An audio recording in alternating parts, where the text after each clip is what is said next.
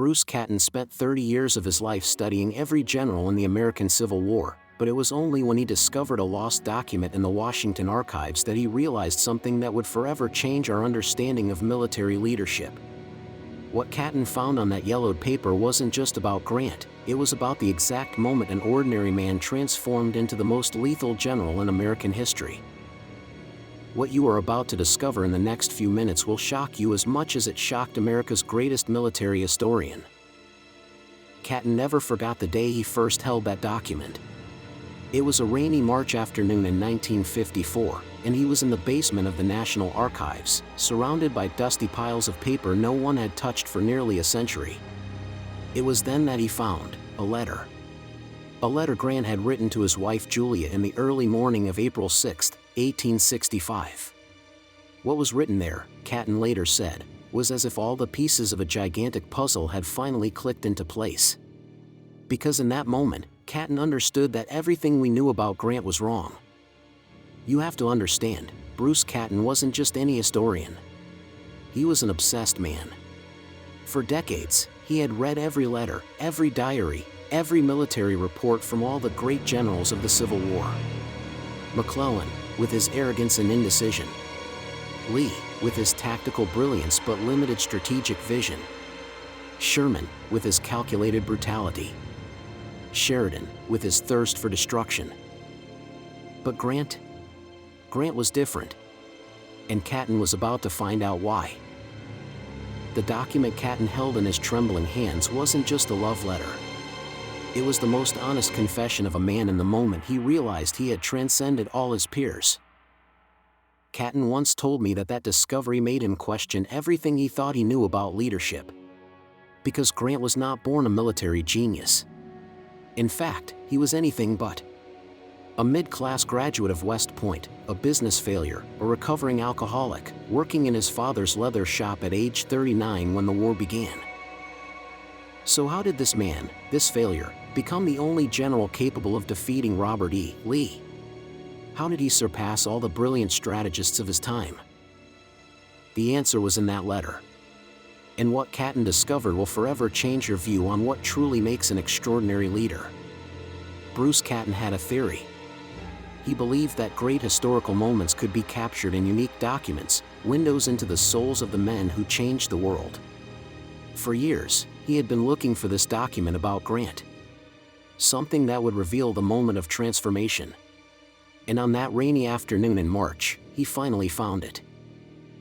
The letter was from Grant to Julia, written at 3 a.m. on April 6, 1865, just 3 days before Lee's surrender at Appomattox. And Catton immediately realized he was holding something extraordinary. My dear Julia, I am writing these lines in the early morning because I cannot sleep. Not because of the battle ahead, I've fought hundreds of them. But because today I understood something about myself that I had never realized. I am no longer the man you married. I am no longer the failure you saved. Something in me has changed, and I finally know what makes me different from the others. Catton said that when he read those words, his eyes filled with tears. Because he had finally found the key to understanding the Grant phenomenon. In the months that followed that discovery, Bruce Catton became a man possessed.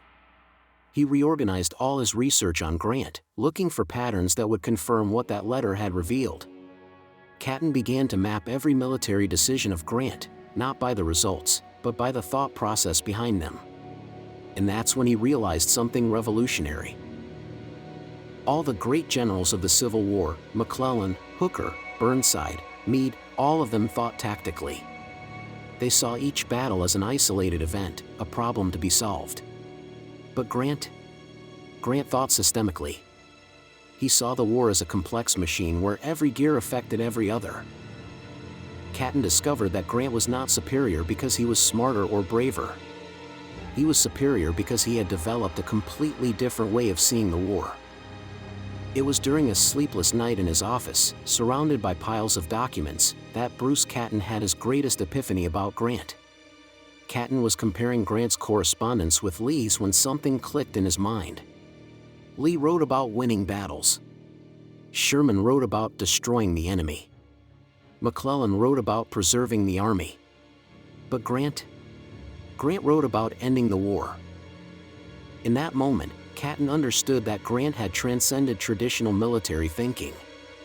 He didn't fight to win battles, he fought to end conflicts. At Vicksburg, when other generals would have attacked frontally, Grant surrounded the city and waited. Not because he was a coward, but because he understood that hunger would win where gunpowder would fail. At Petersburg, when other generals would have retreated after the initial failure, Grant dug in and turned the war into a battle of resources, a battle he knew the North would win. Catton realized that Grant had discovered something no other general of the time understood, that winning a war isn't about winning battles, it's about breaking the enemy's will to continue fighting. Bruce Catton spent years trying to identify the exact moment Grant transformed from an ordinary general into a military genius. And the answer was in that letter he discovered. It was April 6, 1865, 3 days before Appomattox. Grant had just received news that Lee was trying to escape to join Johnston's forces in North Carolina. Any other general would have despaired. If Lee escaped, the war could drag on for years. But Grant had a revelation. Julia, today I understood something fundamental. I am not pursuing Lee to capture him. I am pursuing Lee to free him. To free him, his men, and our entire nation from this madness. I am no longer a conqueror, I am a healer.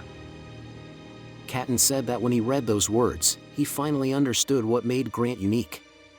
It wasn't brutality or tactical genius. It was strategic compassion. Grant had realized that true victory wasn't about destroying the enemy, it was about restoring peace. And that perception completely changed his military approach. That discovery profoundly changed the way Bruce Catton viewed not only Grant, but the entire nature of leadership. Catton realized that he had spent decades studying generals who fought to win, when he should have been studying the only general who fought to heal. McClellan hesitated because he was afraid of losing. Lee attacked because he wanted to win quickly. Sherman destroyed because he believed terror would shorten the war. But Grant fought with a vision of the post-war. Every one of his decisions was guided not only by military victory, but by the national reconciliation that would come after. At Appomattox, when Grant allowed the Confederate soldiers to keep their horses and go home without being prisoners, others criticized him for being soft. But Catton understood that this was long-term strategic genius. Grant wasn't just ending a war, he was building a peace. And that, Catton realized, was what made him superior to all other generals.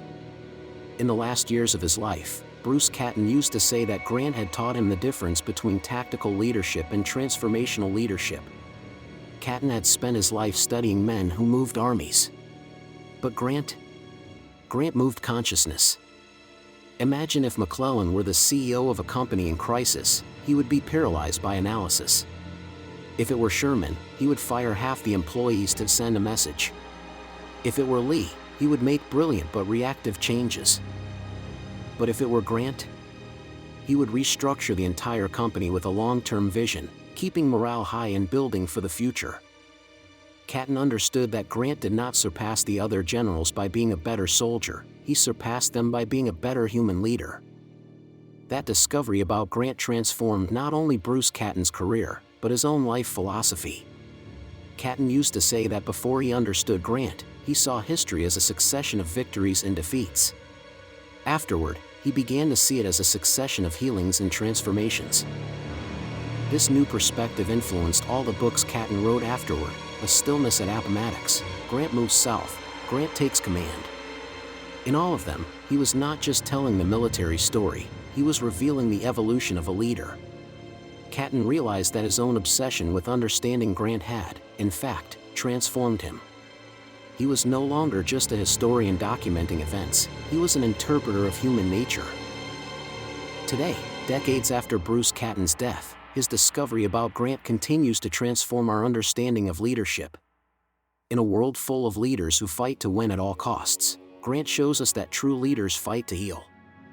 Bruce Catton dedicated his life to understanding why some men become legends while others are forgotten. And his discovery about Grant revealed the answer: legends are not made of victories, they are made of transformations. Grant transformed a divided nation into a united nation. And Bruce Catton transformed the way we see that transformation. Bruce Catton once said, "Grant taught me that studying history is not about learning what happened, it's about understanding why it had to happen that way." And perhaps that is the greatest lesson that both Grant and Catton left us, that true leadership is not about surpassing others, it is about lifting others up. Grant surpassed every general of his time not because he was a better soldier, but because he was a better human being. And Bruce Catton surpassed every historian of his time for the same reasons. If you want to understand how ordinary men become extraordinary leaders, continue with us on this journey through the eyes of Bruce Catton. Because the deepest discoveries about leadership are yet to come. In the next episode, we will discover the secret document that made Catton rethink everything about Robert E. Lee, and why that completely changed our understanding of honor and sacrifice.